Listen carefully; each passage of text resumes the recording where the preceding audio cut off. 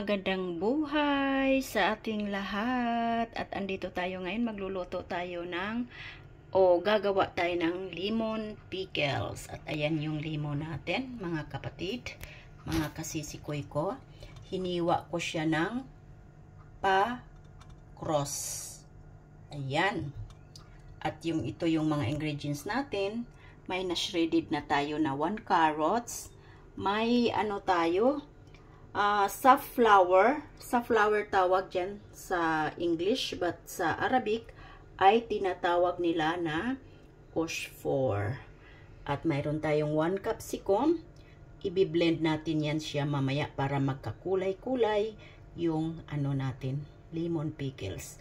At mayroon tayong isang sili na pula na manghang. At mayroon tayong fresh na lemon juice, 4 na piraso yan. In-squeeze ko.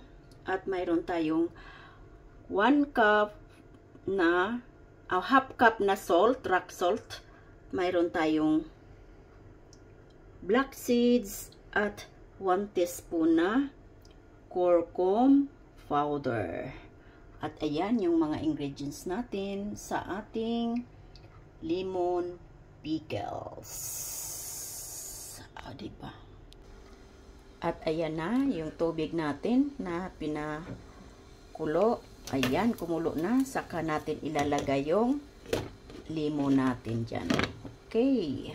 Okay na. Bubuksan natin yung pinapakulo natin na tubig. At dito natin ilalagay yung lemon natin.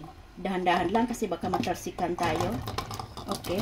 Mga 10 minutes lang or 15 minutes, pwede na siya. Ito ngayon, natin yung 4 na ingredients. Paghaluin natin siya. Yung natin, safflower, yung black seeds, yung asin. Kunti-kunti lang ang paglagay natin kasi baka hindi na naman natin makain sa sobrang alat. Okay, pa kunti-kunti lang. Ayan. At yung curcum powder or turmeric. Ayan, at paghaluin natin habang pinapakulo natin yung lemon natin. Paghaluin natin siya ng kamay, parang dali. Parang sigurado tayo na halong-halo. At ito yung capsicum natin, hiniwa natin at i-blend natin siya. Yung pag-blend natin dito ay hindi gaanong durog na durog. Kaya ayan, bi-blend natin siya. Ayan, tama lang siya. Isang lang. Ay, hindi pa, mayroon pa pala.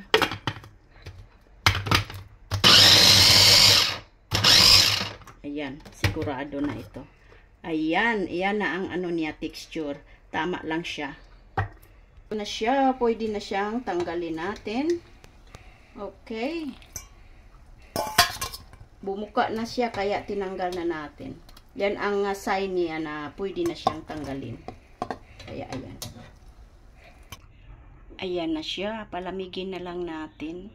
Kasi pag nandoon na siya sa sa mainit, sa kumukulong tubig, malalaman mo siya na ready na. Pag biyak na siya, yung ganyan na. Oh.